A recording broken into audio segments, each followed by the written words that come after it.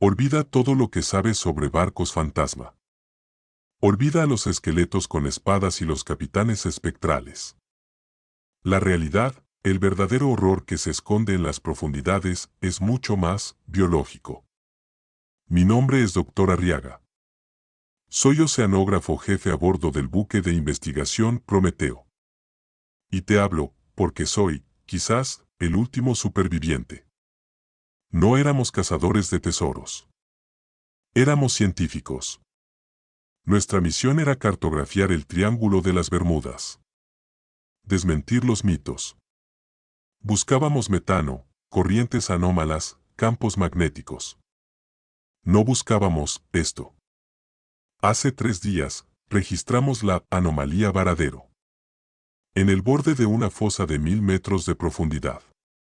Los instrumentos se volvieron locos. El magnetómetro gritaba. Había una masa de metal ferroso del tamaño de un galeón. Cañones. Anclas. Obra humana. Pero al mismo tiempo, el sonar biológico nos dio una lectura imposible. Mostraba tejido vivo. Una biomasa colosal, más grande que una ballena azul. Ambas lecturas venían del mismo punto. Es un error, dijo Elena, nuestra bióloga. Los sistemas se interfieren. Pero entonces, encendimos los hidrófonos. No oímos el canto de las ballenas. No oímos el crujido de la tectónica. Oímos un pulso. Un latido. Lento, profundo, poderoso. Boom. Boom. Un corazón que bombeaba miles de galones de agua helada. Estaba allí abajo. A 1000 metros.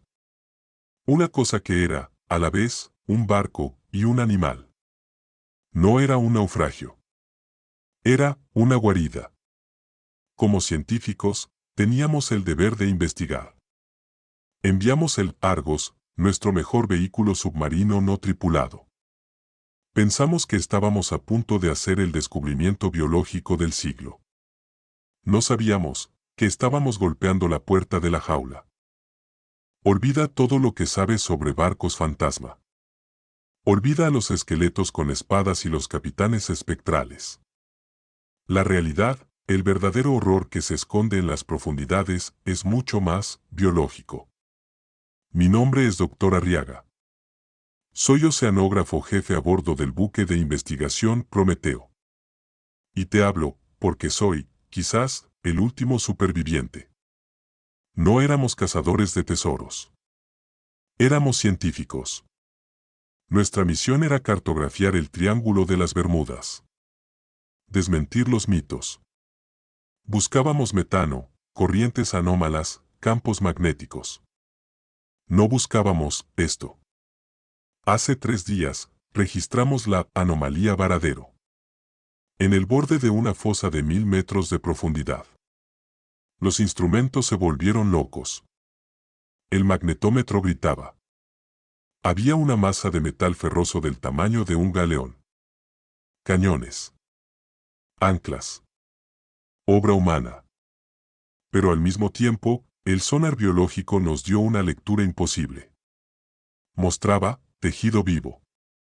Una biomasa colosal, más grande que una ballena azul. Ambas lecturas venían del mismo punto. Es un error, dijo Elena, nuestra bióloga. Los sistemas se interfieren. Pero entonces, encendimos los hidrófonos. No oímos el canto de las ballenas. No oímos el crujido de la tectónica. Oímos un pulso. Un latido. Lento, profundo, poderoso. Boom. Boom. Un corazón que bombeaba miles de galones de agua helada. Estaba allí abajo. A 1000 metros. Una cosa que era, a la vez, un barco y un animal. No era un naufragio. Era una guarida. Como científicos, teníamos el deber de investigar. Enviamos el Argos, nuestro mejor vehículo submarino no tripulado. Pensamos que estábamos a punto de hacer el descubrimiento biológico del siglo. No sabíamos que estábamos golpeando la puerta de la jaula. La tormenta amainó a la 1 de la madrugada, tanto afuera como dentro de la botella. El errante dejó de luchar, sus pequeños mástiles negros ahora inmóviles sobre la superficie turbia. El silencio regresó a la trastienda, un silencio que ahora se sentía más denso, más cargado. Mi mente corría a 1000 por hora. ¿Qué había visto? ¿Una ilusión? ¿Una fatiga extrema? Pero el recuerdo del relámpago dentro del vidrio era demasiado nítido. Demasiado real. Sentí un escalofrío que no era del frío de la habitación. Era un escalofrío de algo antiguo, de algo que la razón no podía explicar. Recordé lo que don Silverio había dicho: no toques nada en la trastienda, especialmente las botellas. Su voz, normalmente tan jovial, había tenido un matiz de miedo. ¿Respeto? Decidí que no podía irme sin respuestas. No con esa imagen de la tormenta en miniatura grabada en mi retina. Busqué el escritorio de don Silverio. Era un caos de facturas, recibos y papeles amarillentos. Pero debajo de un montón de cartas de navegantes jubilados, encontré algo diferente. Era un cuaderno viejo. Tapa de cuero gastado, páginas amarillentas y bordes manchados de salitre. No era un libro de contabilidad. Era un diario de bitácora, como los que llevaban los capitanes. Lo abrí con manos temblorosas. La letra era la de don Silverio, pero parecía más antigua, más temblorosa, como si el mismo acto de escribir le causara un gran esfuerzo. La primera entrada que llamó mi atención no hablaba de precios o clientes. Hablaba de la carga. 23 de mayo. La carga está inquieta. La luna llena agita las aguas interiores. He tenido que ponerle más sal marina gruesa alrededor para calmarla. Su canto ahogado me llega incluso a través del vidrio. Necesita una mano firme. ¿Su canto? ¿Manos firmes? No tenía sentido. Seguí leyendo, cada palabra un clavo más en el ataúd de mi razón. Silverio no era un anticuario. Era un guardián. Un carcelero. El diario detallaba la historia de El Errante. No era una simple leyenda de piratas. Era un cuento de avaricia y de magia oscura del mar. Un galeón de esclavos del siglo XVII, cuyo capitán, un holandés infame conocido como el navegante sin puerto, había pactado con algo antiguo y abisal para no morir nunca. Para que su barco fuera invulnerable. Pero había habido otro. Un brujo del mar, de las Antillas, un hechicero vudú con poder sobre las corrientes y los vientos. Harto de la crueldad del holandés, lo había encerrado. No destruido. No hundido. Sino, encerrado. La botella no es una réplica, Alejandro, leí, y el nombre en el papel hizo que me hirviera la sangre. Silverio se estaba dirigiendo directamente a mí, a través del tiempo. La botella es un sello. Una trampa. El vidrio es una prisión. Y el océano dentro, el océano es una porción cautiva del mar real. Una partícula del abismo, encadenada y comprimida. Y el barco está allí. La tripulación está allí. El holandés está allí. Vivos. Una lágrima seca, o quizás una mancha de sal, empañó las últimas palabras de la página. Y están hambrientos. Hambrientos de espacio. Hambrientos de libertad. Las tormentas exteriores los alimentan. Los despiertan. Y si alguna vez el sello se rompe, el océano que los contiene buscará expandirse. Buscará un nuevo recipiente. Un nuevo océano. Sentí un frío inmenso. No era el viento. Era el peso de una verdad que no quería creer. Un horror de escala cósmica, atrapado en un simple frasco de vidrio. Y yo era el único aquí para vigilarlo. Me quedé inmóvil. La tormenta exterior había cesado casi por completo, reducida a un goteo suave. Y dentro de la botella, el océano cautivo también estaba en calma. El errante se mecía perezosamente sobre el agua turbia, ahora quieta. Todo mi ser gritaba: huye. Cierra la tienda y no vuelvas jamás. Pero el diario de Silverio estaba abierto sobre el escritorio. Hablaba de canto ahogado. Hablaba de hambre. ¿Estaba loco don Silverio? ¿O estaba yo presenciando una verdad imposible? Mi cerebro científico luchaba contra el terror primario. Tiene que ser un truco, me dije. Un mecanismo ingenioso. Mercurio para simular el agua, algún tipo de reacción a la presión barométrica. Necesitaba verlo de cerca. Necesitaba probar que era falso. Puse la linterna en el suelo, apuntando hacia arriba, para que iluminara la botella con una luz tétrica. Me agaché. Pegué mi ojo derecho al cristal verde y frío de la botella. El olor, un olor a ozono, a sal estancada y a algo metálico, emanaba del vidrio. Miré adentro. La neblina interna, producto de la mini tormenta, se estaba disipando. Y en la cubierta, en la diminuta cubierta del errante, estaban figuras. Diminutas, no más grandes que la uña de mi pulgar. Negras, hechas de sombra y algo más. Estaban inmóviles, como parte del modelo. Es solo madera tallada, Alejandro, me susurré. Madera tallada. Pero, no. Una de ellas, una figura en la proa, donde estaría el capitán, se movió. No fue un movimiento brusco. Fue un giro. Lento. Agónico. Como si estuviera bajo una presión inmensa. Giró la cabeza. Y yo, juro por mi vida, que vi dos puntos rojos, brillantes como brasas, que me miraban. Grité. Un grito ahogado. Me eché hacia atrás con tanta violencia que golpeé la vitrina con el hombro. Las botellas tintinearon, un sonido cristalino y horrible. El errante se tambaleó sobre su base. No, no, no, supliqué. No se cayó. Quedó en su sitio. Solté el aire que contenía. Estaba a salvo. Pero entonces, oí el sonido. No fue un golpe. Fue un crujido. El corcho. El viejo corcho que sellaba la botella, cubierto de cera negra y quebradiza, se había agrietado. No fue una explosión. Fue un silbido. Un PSSSSSSSSHHHHHH. Un sonido agudo, siseante, como si una botella de champán, agitada durante 300 años, acabara de liberar su presión. El olor a ozono y a pescado podrido me golpeó como una pared. Y de la grieta en la cera, brotó una gota. Una sola gota de agua espesa, turbia y verdosa. Que cayó. E hizo un pequeño tic al aterrizar en el suelo de madera de la trastienda. Aquí tienes el bloque 5.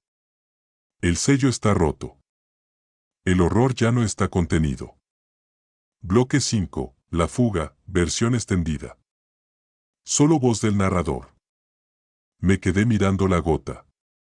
Congelado. Mi mano todavía en la vitrina. Una sola gota. ¿Qué daño podía hacer una sola gota? Mi cerebro racional, mi parte de historiador, me gritaba que era agua de mar. Agua vieja, estancada. Nada más. Pero la gota no se comportaba como el agua. No se empapó en la madera porosa del suelo. No se evaporó. Se quedó allí. Brillando débilmente bajo la luz de mi linterna, como una perla de petróleo. Y entonces, creció. No se esparció como un líquido normal. Se expandió. Mantuvo su forma circular, pero se hizo más grande. Del tamaño de una moneda, al tamaño de un plato, al tamaño de la tapa de un barril. El agua turbia se multiplicaba. Se estaba alimentando del aire, de la humedad, de mi miedo. Y de ella comenzó a emanar niebla. La misma niebla fría y salada que olí del corcho. Un vapor con un olor imposible a algas podridas y a ozono. La niebla no subió.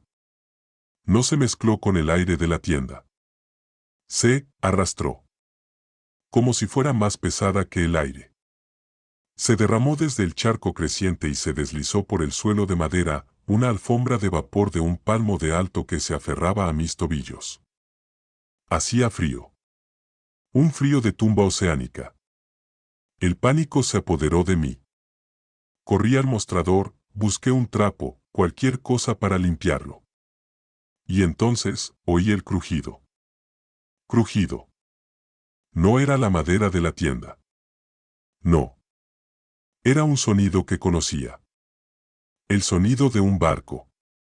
El crujido de un mástil bajo tensión. Y el chapoteo de olas. Los sonidos venían del interior de la niebla que ahora cubría todo el suelo de la trastienda. Apunté el haz de la linterna. La luz rebotaba en el vapor denso. Y vi movimiento. Diminutas sombras moviéndose dentro de la niebla a mis pies. Retrocedí, chocando contra la pared. ¿Quién? ¿Qué eres?, susurré. Las figuras emergieron del vapor. Eran ellos. La tripulación del errante. No eran más altos que mi mano. Pequeños, perfectamente formados, pero hechos no de carne. Parecían hechos de agua de mar comprimida, de sombra y de salitre. Brillaban débilmente. Se movían con un propósito. No corrían. Patrullaban. Uno sostenía un catalejo diminuto. Otro, un pequeño machete oxidado. Estaban explorando mi tienda como si fuera una isla recién descubierta. Y entonces, el último emergió. El capitán. El holandés. Se detuvo a 1 metro de mis pies. Levantó la cabeza. Sus 2 puntos rojos, brillantes como brasas, me miraron fijamente. La habitación se llenó con un sonido siseante, como el de las olas rompiendo en una playa lejana. Era su voz. Tierra, siseó. Tierra, firme. Un océano nuevo. No estaban escapando. Estaban desembarcando. Mi cerebro no podía procesarlo. Figuras diminutas, hechas de niebla salada, patrullando el suelo de madera de una tienda en Valparaíso. Mi primer instinto fue ridículo. Defensivo. Largo de aquí, grité, y di una patada. Mi pie atravesó al capitán holandés como si fuera humo. No hubo resistencia. Pero sentí un frío. Un frío paralizante, inhumano, que subió por mi pierna y se instaló en mi pecho. El capitán ni siquiera parpadeó. Sus ojos rojos seguían fijos en mí. Volvió a hablar. Y el sonido, esta vez, no estaba fuera. Estaba dentro de mi cabeza. El sello está roto, siseó la voz, 1000 veces más fuerte, como un océano rompiendo contra mi cráneo. La prisión es pequeña. La botella está llena. Necesitamos más espacio. No, grité, retrocediendo hacia la puerta principal de la tienda. Tenía que salir a la calle. A la luz. Al mundo real. Agarré el pomo de la puerta. Mis dedos se cerraron sobre el latón frío. Y mi mano lo atravesó. El pomo de la puerta seguía allí, pero mi mano pasó a través de él, como si fuera una ilusión. Miré mis propios dedos. Estaban desvaneciéndose. Se volvían translúcidos, grises, como la niebla que ahora llenaba la habitación hasta mi cintura. El terror, un terror puro, existencial, me ahogó. ¿Qué me estáis haciendo?, supliqué. El capitán holandés, que seguía en el suelo, levantó su mano diminuta. No te estamos haciendo nada, guardián, resonó la voz en mi cabeza. Te estás unificando. Miré a mi alrededor. La tienda, el anticuario, se estaba alejando. Los estantes, el mostrador, las calles de Valparaíso, se veían borrosos, distantes, como si los estuviera mirando, a través del cristal de una botella. La niebla ya no era niebla. Era agua. Sentí la presión en mis oídos. Sentí el frío del abismo. El suelo de madera bajo mis pies ya no era madera. Crujía. Se balanceaba. Era una cubierta. Bajé la mirada. Estaba de pie sobre el errante. El barco ya no era un modelo. Era real. Sus velas negras y podridas se alzaban sobre mí, bloqueando una luna enfermiza y verde. El olor a sal y a podredumbre era abrumador. Y a mi lado, se alzaba una figura. De 3 metros de altura. Era el capitán holandés. Sus ojos rojos, ahora del tamaño de faroles, me miraban desde arriba. Ya no era una figura de niebla. Era terriblemente sólido. Puso una mano pesada y empapada sobre mi hombro. El frío me quemó. Bienvenido a bordo, Alejandro, siseó su voz, esta vez saliendo de su boca real. El océano cautivo necesitaba expandirse. Y tu mundo, tu tienda, era el recipiente perfecto. ¿Dónde estoy? Lloré. Estás en la botella, muchacho, se rió. Y don Silverio, él siempre supo que la tienda era demasiado pequeña. Ahora, yo soy parte de la tripulación. Puedo ver la tienda, a veces. Puedo ver el rostro borroso de los clientes que miran dentro, que miran mi nuevo hogar. Y rezo. Rezo para que ninguno de ellos toque la botella. Porque la deuda sigue ahí. Y el océano, siempre, tiene hambre.